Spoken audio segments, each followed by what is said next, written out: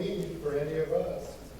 So thank you so much for using that energy and taking and showing the energy to be present here today. We appreciate you very much. I also want to appreciate our employees, those that work in our offices and those that work out in the field.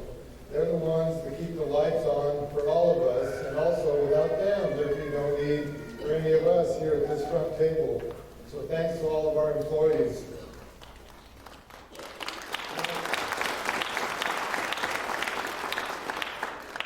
They told me not to touch this, but I hope I didn't mess it up. Anyway, Mike McGinnis was talking about safety at Tri-State. We also take great pride here at Continental Divide with respect to the safety of our employees, because they know that they're members of families from the area. And we also have had a very good track record. In 2013, we had no significant injuries. And so we're very happy that we can send our men back home to their families safely every night. Now, I want to mention, thank you. With respect to you as our members, you're part of what we consider a dynamic and exciting technological evolution. We recently implemented a program that provides members online access to their accounts. I know that that's usually more exciting for the younger generation. When that brought it to my attention, I'm like, and so what? I mail my bill every month. He's like, but you can get on the computer and you can pay instantly. I'm like, man, so what? But anyway, it's a great thing. They taught me how to get onto the computer. They showed me my account. I can track my usage by month. It's really wonderful. And you can pay with a credit card or a debit card, and we charge no fee for that. So it's free of charge. You get on the internet and pay for your bill. And in your goodie bags that we passed out today, there's some information on how to do it. And if you need any help, you're free to call our offices, and someone will teach you how to get onto the internet or your smartphone to pay your monthly bill. And it's called Smart Hub, if I didn't already mention it. So keep your eye out for that. In addition to Smart Hub, we've made two noticeable physical improvements to our delivery system. And Mr. Gottlieb just mentioned one of them. We built a new Laguna substation, which will benefit Laguna, it'll benefit Hawaii, it'll benefit all the way to Tohajali. It's going to bring more reliable service to our membership. It was completed in March, and we did it in collaboration with Tri-State. They are our power supplier. They built the high side of the new substation. We're responsible for the low side. And we also worked in conjunction with the Pueblo of Laguna. The plant facility actually sits on tribal land in Laguna.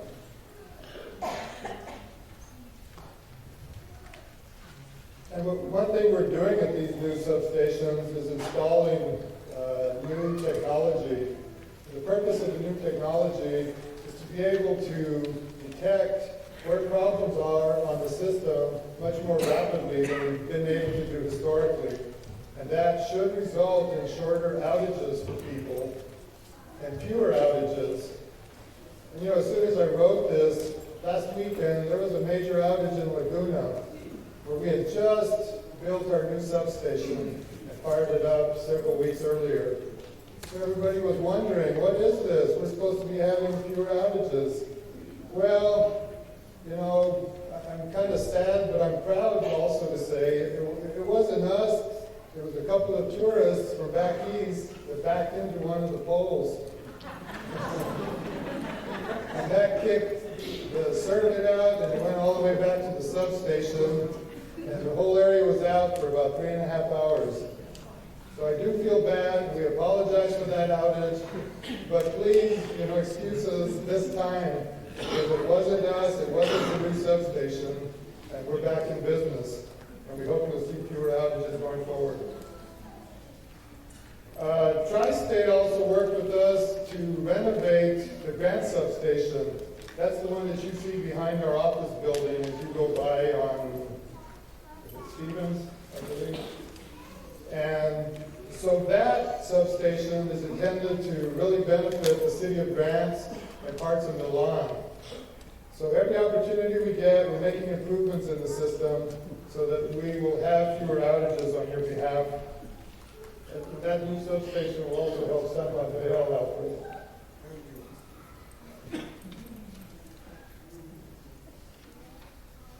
And we're also going to be making, every 4 years, we're required to do a new 4-year plan. We get our loan dollars from RUS, which is the Rural Utility Services Corporation, which is a federal agency. And so each year we put together a 4-year plan. And as part of our 4-year plan, in addition to the things that I've mentioned, we're going to be upgrading several miles of line on different parts of the system. So we're hoping and we're confident that you're going to be seeing more reliability. We're also evaluating for street and security lighting, some new LED applications. The new LED lights are supposed to put out better lighting and at a lower cost. So that's an efficiency that we're trying to build into our system. And also, as our president mentioned, we recently entered into a contract to sell power to the city of Gallup. That'll be a wholesale bulk power arrangement. Now, all the members of the city of Gallup are not going to become Continental members, but the city of Gallup will be a member of Continental Divide. Now, they will continue to operate their distribution system, and they'll continue to service their members within the city limits. Our role in this, again, through Tri-State, is to bring power in and sell it to the city for distribution. And it's actually a great event for the city. They've been getting power for the last 52 years from P&M, and we were able to offer them a much more competitive price. So it's going to help lower rates in Gallup. It's actually good for the Escalante generating station because a lot of the energy is going to come out of that station, and that means a continuation of jobs in the area. And it's going to benefit all of you and our cooperative in the sense that we will be making a small margin off of that sale, and that will help to reduce upward pressure on rates here locally. And again, we'll begin serving the latter part of June of this year, and it'll be an 8-year arrangement with the city of Gallup.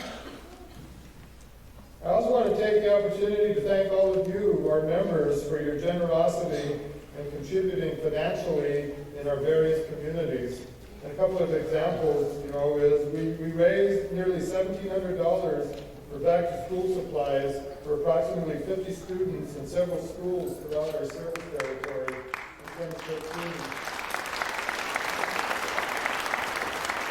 Thank you. And those dollars came from members. It wasn't money directly from the cooperative, but monies that we helped you all generate on our behalf. And so it's your money, and we appreciate it. We also raised $500 to benefit the Grants Milan American Cancer Relay for Life. Again, those contributions came from you all.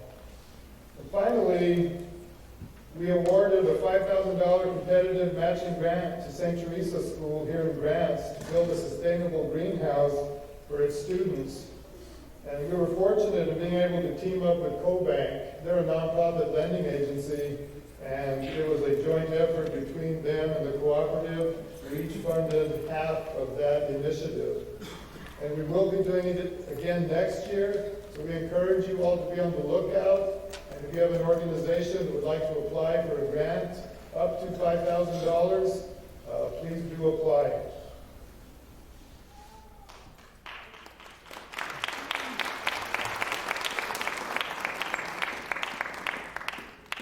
And I wanted to give all of you a heads up that this board of directors has authorized the management of Continental Divide to begin evaluating the possible need for a new headquarters building We've got one here in Grant on High Street that's pretty antiquated.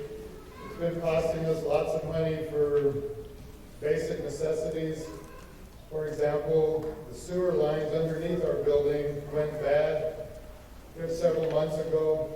There was a really bad smell in the building. We didn't know who to blame.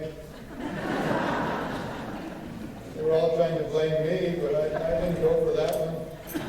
So we called in a plumber to take a look, and they said the lines underneath the building were just completely destroyed, completely worn out. So anyway, they had to come in and replace them. So we're going to begin an evaluation within our 4-year plan to look at perhaps a new headquarters facility. And also we have growing needs with respect to growth in sales and the heavier equipment that we have to buy. We need a place to store it and so forth. And also I want to report that we're going to be evaluating the possibility of bringing broadband capability to our membership. Again, we're back to the internet. Some people say, well, what do I need that for?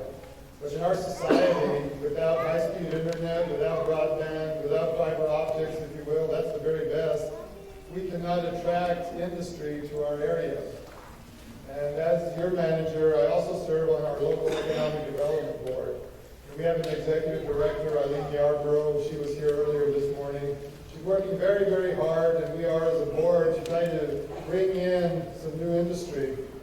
And the first thing they ask is, do you have broadband? Do you have fiber optics, which is part of broadband?